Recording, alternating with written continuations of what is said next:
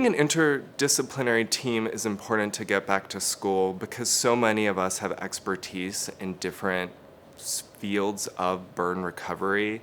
For instance, as a surgeon, I'm looking at the wounds, I'm looking at the scars, and I'm thinking about how I can fix those problems to help.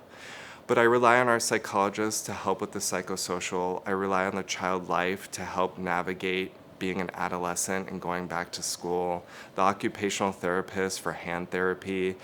It only works if all of us do it together. We work together as a team, and so the physical therapist, occupational therapists, surgeons, nurses, and myself all work together when working with a child or a family or any patient on our unit. And so it's not uncommon that nursing or PT or OT may call me and say, hey, this family is having a lot of anxiety about going back to school. Can you come talk to them? Especially at the outpatient stage.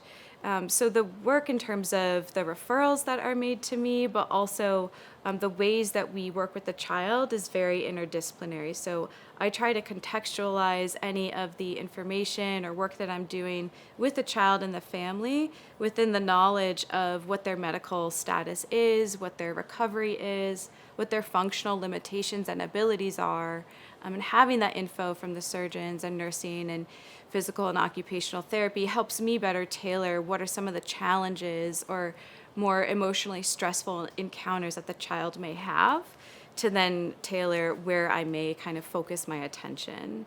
And then aside from that, I think the psychologist role, it's really important since there's so few psychologists and we have more peer support networks and community-based resources, that a big part of my role, in addition to working with the burn team, is working with the community to make sure that the child and family are connected.